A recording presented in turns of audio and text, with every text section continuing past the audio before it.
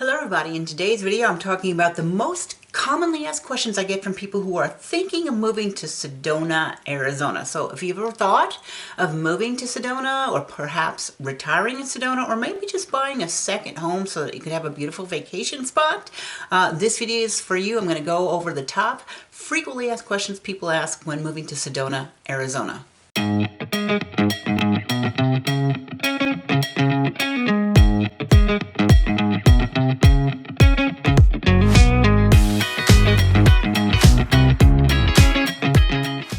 My name is Dawn Dickinson and I am a real estate agent in the state of Arizona. I live in beautiful Sedona, Arizona. I moved here 6 years and now we're going on my 7th year living here. I sell homes mostly in Sedona, Verde Valley, and the northern half of the state. So if you ever have a question about buying or selling a home, my contact information is always in the description below and you could reach out with a phone call, a text, or an email and I will get back to you.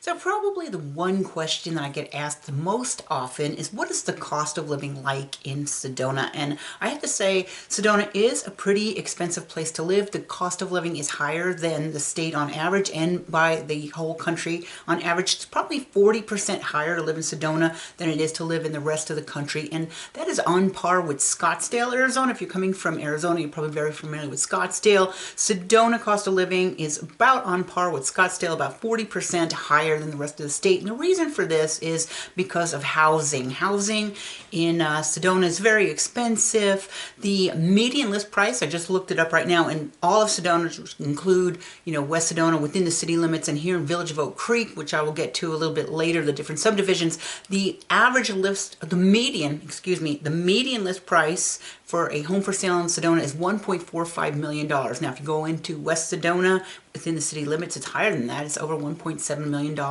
for the median home price. And the median price per square foot for all of Sedona, which would again include areas within the city and outside of the city limits, $554 a square foot, which is very high. Median rent price is $4,350 a month. So yes, the cost of living is high in Sedona, 40% higher than the national average, and that is mostly driven by high prices of housing. Also, some people use gas as an indicator. Kind of interesting. You would think gas in Sedona would always be high, but it's not. It's about on par. It's odd when I see prices in Phoenix on gas very high, like when Phoenix was $5 a gallon. Here in Sedona, it was like in the high threes. And then when the price of gas in Phoenix gets low, like they're probably about $2.99, $3 a gallon in Phoenix right now, it's a little higher in Sedona, like at $3.19 a gallon. So gas, not super expensive like you might expect. The high cost of living is going to be driven by housing prices. The second question is, what is the best neighborhood to live in Sedona? And that is really going to be dependent on what you are looking for. I actually have several videos in my library about the different neighborhoods, and I'm going to maybe put up a couple suggestions, but the primary areas are going to be like Uptown Sedona. Now that's where all the action is. That's where a lot of the tourists go. If you live in Uptown, probably going to have the price tag on your home, lots of stuff to do. West Sedona, again, very popular, a lot of population there, lots of things to do, lots of housing choices, and that might be the best place if you have kids. I live in Village of Oak Creek, which is in the unincorporated part of Sedona, a little quieter, maybe slightly higher median age. The median age in Sedona as a whole is 58.5, and in Village of Oak Creek it might be slightly higher at 60, but again, check out some of my other videos if you're looking at specific information on the neighborhoods, because it's going to depend on your needs and what you are actually looking for and the lifestyle that you like to live if you're moving to Sedona. So next, it brings me to Sedona, a good place to retire. A lot of people ask that, is it a good place to retire? I actually think yes. In fact, that's part of the reason I moved here. I moved here in my mid-50s thinking I will work for a few years and then this would be a great place. I want to stay permanently after retirement, work maybe 5 or 10 years and then retire. A lot of people do that. They buy a second home sometimes in Sedona and they commute back and forth to where they're coming from, thinking in 5 years they're going to retire. sell a home where they're coming from and then live permanently in Sedona, or other people just move here right at retirement age. But it is a good place because you have a lot of people that are older that have the same interests that you have, and maybe some people work part-time. They're not fully retired, but they want something to do. So maybe you'd work at the golf course or at a museum or a hostess at a restaurant, not the big corporate job that you're leaving for retirement. So a lot of options like that for older people. Also places to go like the to be healthy. A lot of retired people here are very healthy compared to when I go back to Phoenix, say, you have like some of the gyms. I actually work out at the Sedona Health Club at the Hilton, and a lot of the people there are over 60, over 55, and so that you don't feel like you're competing with a bunch of young people at a gym. So it's a really good place to retire. At least that is my opinion. So another thing people ask is, what about the job market in Sedona? Well, job market is a little bit limited. You have mostly jobs that are going to be tourism based. So you have a lot of hospitality jobs, maybe work in a museum, work in the golf course, work in a restaurant, also healthcare jobs, although some of the healthcare jobs are going to be more in Cottonwood, small businesses. And if you work remotely, then that's great. Also jobs in, say, real estate. Those are your options. Not a lot of, manufacturing or big corporate type jobs here unless you are working remotely. Okay, so weather. A lot of people ask about the weather. What is the weather like? Well, we are at about 4,000 to 4,500 foot elevation. It is late January now, and it is snowing outside. It's snowing right now, and it's about 32 degrees. The overnight low in January is about 32, which would be the average, but in the last couple of weeks it's been in the 20s overnight. Now in the summertime, July is the hottest month. Typically the temperatures will be in the 90s. It does seem hot. It does get over 100. The record high temperature is 110. A lot of times in July, August, it'll be, 95, 98, 100, 104, 103. So yeah, it does get warm in July in the summertime, actually all, June, July, August, and then it does kind of start tapering down in September. So the average rainfall in Sedona, about 23 inches, and it does not snow that often, but when it does, we get an average annual snowfall of about 11 inches. It will snow like this, maybe drop an inch or two, and probably by tomorrow it will be gone. Now this year, 2025, we've had a very light year for snowfall. We've only had a few snowstorms. Typically over the winter, you might get a dozen storms where it will drop 1 to 4 inches, and then within 1 to 2 days, it's all melted. So that's typical weather here in Sedona. So lifestyle questions. Some people do talk about schools and things for children. Now, like I say, we have a higher than average age demographic here, so there are not that many kids in school. However, there are. When I'm coming back from yoga in the morning, I have to drive around the kids that are waiting in line for the school bus. So there are schools here. We have some private schools, some public schools, some charter schools. There are the Sedona Red Rock public schools, the Red Rock High School, there's a middle school, elementary school in West Sedona. Very nice. The view from that place is great. I'll see if I can get a picture of that. You also have Sedona Charter School. The friends that I have that have known kids in their family to go to school like the Sedona Charter School, although there may be a waiting list. I am not sure about that. You'd have to call and find out about that. So not a lot of schools. Schools aren't ranked super high because, again, they're very small. It's a small town. Not a lot of students. Okay, next, healthcare. A lot of people ask about what healthcare options are in Sedona. I'm going to say we're not going to rank very high on the healthcare options. There are doctor's offices in Sedona. There's a great chiropractor that I go to. There are a lot of holistic doctors. There are doctors. There are a couple of urgent centers, but the majority of healthcare is going to be like in Cottonwood. There's a big hospital in Cottonwood, a lot of healthcare facilities. Now, if you have a serious issue, Flagstaff has an excellent medical center. If you're having a serious accident or a heart issue, of course, that's an hour away. But again, the best medical facility is going to be in Flagstaff. Also some good places in Prescott. It's just that it's a little bit limited. You're probably going to go to Cottonwood if you have regular doctors to go to, although there are some great doctors here in Sedona. A lot of those are holistic type doctors, and again, Flagstaff has a great medical center. So outdoor activities, that is something that attracts people to Sedona. That and the spiritual stuff, the outdoor activities such as biking, hiking, rock climbing, the Jeep tours are really fun, trails, stargazing, looking at birds, bird watching. The Center for the New Age has a lot of stuff. Going to the creek, I know whenever my kids come up, they love to go to the creek and we'll just kind of wade around in the water. It is fun to also go to Slide Rock State Park. Water's very cold in the creek, but lots of fun outdoor stuff to do. The vortexes get a lot of vortices, I guess I'm supposed to say, have a lot of interest. So lots of outdoor activities to do. And I think that's why a lot of the older people that live in Sedona, they do a lot of the things like hiking and biking, and they get very healthy. So a lot of people who are fit are, a lot of retirees are fit here in Sedona. So what about shopping and dining? Well, I'm going to say there are tons of dining options, and shopping, we have some of the basic grocery stores like Bashas', Safeway. There's a Whole Foods, there's a Natural Grocers here in the Village of Oak Creek, there's a Clark's, there's a building supply store, there's lots of little boutique type shops, lots of crystal shops, lots of new agey type shops, but for the more extensive shopping, like if you want to go to a furniture store, actually there are several furniture stores there, but if you want to go to something like a Walmart or Home Depot, you're probably going to go to Cottonwood. And then for all of the shopping that you might want to find, Flagstaff and Prescott has pretty much everything that you can think of.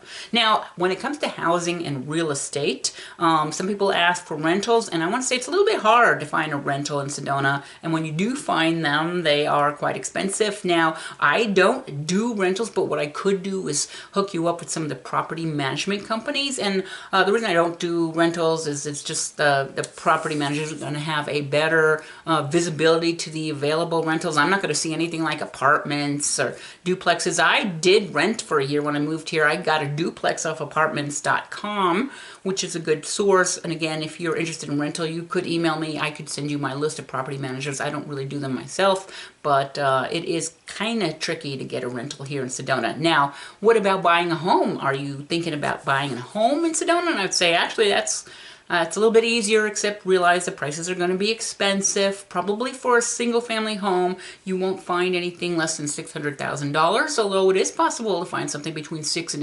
$800,000, particularly here in the Village of Oak Creek. Might need a little bit of updating. Again, though, the median list price in all of Sedona is just about $1.5 million, so remember, it's going to be expensive. Now, if you are thinking of buying a house in Sedona, I, of course, am a real estate agent. That is my primary business. I always leave my contact information, and I would love to talk to you if you want to give me a call or a text or an email. I'll get back with you and tell you anything I know about buying a house, and we could set up an appointment. But what the most important thing is if you work with a local real estate agent, preferably somebody who lives here. There are a lot of agents that live in like Phoenix, and they're like, oh yeah, I can sell you a house in Sedona, which, they can, but they don't know the nuances of the local neighborhoods, the things that are going on. So someone that lives here is going to be the best fit for finding you the house that will suit your needs the best. So I just recommend, of course, I would love it if you'd work with me, but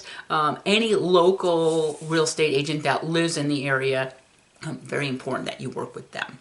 So another question is about HOAs. Are there HOAs in Sedona? And yes, there are quite a few HOAs. Let me tell you, the main reason you would want a home in a HOA is if you are concerned about living in a house next to short-term rentals, because short-term rentals are very popular, and there are many of them here in Sedona. Some people don't like them. Some people think they're great because it makes the property values in their neighborhood go up, but some people don't like having a different person in the house every weekend and the potential that maybe they're having a party, or maybe there's just like 15 cars in their driveway and they don't like the short-term rentals. So HOAs are the place where there's going to be rules that will restrict rental options in the neighborhood. So very important when you're looking in an area, if there's no HOA, figure there's probably going to be a short-term rental, and it could be right next door, right behind you.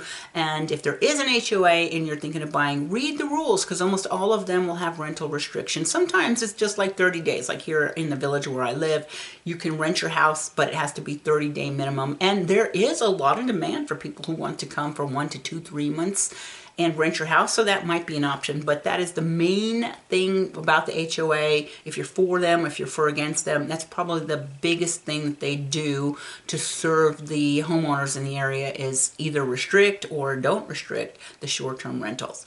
All right, the next question is about property taxes. How are property taxes in Sedona? And actually, in the state of Arizona, property taxes are relatively low compared to the rest of the country. And in fact, in Yavapai County, which is most of Sedona is within Yavapai County, although some Coconino County, Yavapai County, the average tax rate is about $8.83 for $100 of assessed value. And Coconino County is very similar, actually some of the lowest property tax counties in the state, so that's much lower than many of the other states in the country. Now, the next question is Sedona safe? And I have to say, yes, I feel safe most of the time. Probably going to be a little more crime in like West Sedona or Uptown, because that's where a lot of tourists are. Generally, though, Sedona has low crime rate. The violent crime index in Sedona is 13.8, and you compare that to the national average is 22.7, so lower violent crime. And also property crime index in Sedona is 27.7 when you compare that to the national average of 35.4. Again, property crime and violent crime lower in Sedona than the national average. Now, another thing people ask me about is public transportation. What are the options? Not good for public transportation, let me say that.